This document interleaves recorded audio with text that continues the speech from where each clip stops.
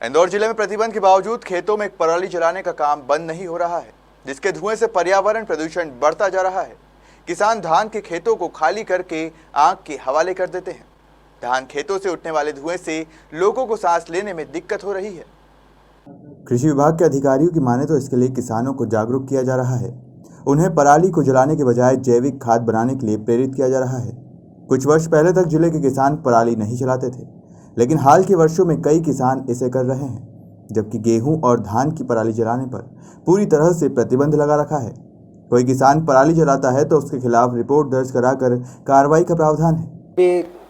अभी हम 1-2 दिन पहले ही कहीं गए थे शिप्रा के आसपास, तो हमने देखा किसान भाई क्या करते हैं कि गेहूं काटने के बाद तुरंत आग लगा देते हैं। वैसे किसान भाई को सलाह दी जाती है कि ये काम बिल्कुल ना करें।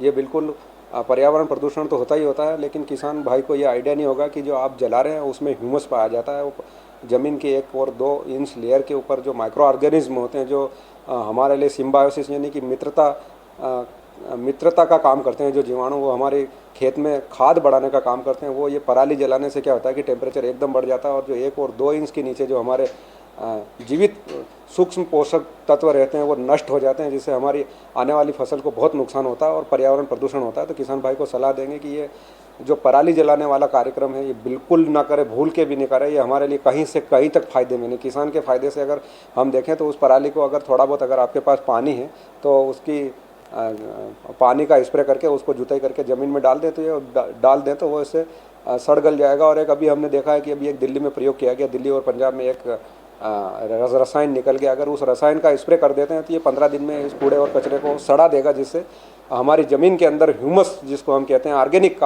खाद जो बढ़ाने का काम करता है, वो बढ़ेगा और पर्यावरण पोल्यूशन की समस्या से निजात पाया जाता है। तो एक बार किसान भाइयों से फिर हाथ जोड़कर निवेदन है कि ये पराली जलाने का काम बिल्कुल ना करें। इधर मध्य प्रदेश प्रदूषण नियंत्रण बोर्ड प्रयोगशाला प्रभारी डॉक्टर दिलीप वाघेला का कहना है कि खेत की पराली को किसी भी दशा में न जलाया जाए।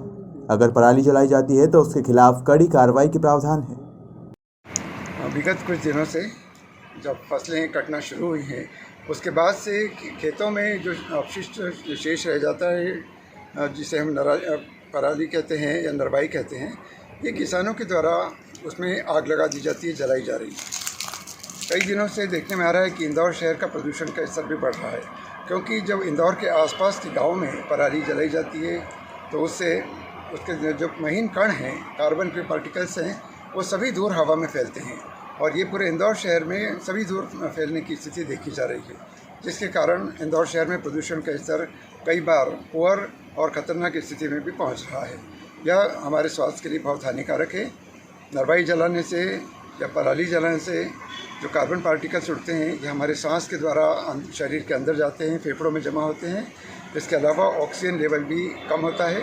इससे संक्रमण का खतरा भी बढ़ने की संभावना रहती है, क्योंकि यदि डस्ट पार्टिकल्स हमारे शरीर में जाकर कहाँ इफेक्ट करेंगे ये हम स्पष्ट नहीं कह सकते। तो आवश्यकता इस बात की है कि इस पराली जलाने को रोका जाए।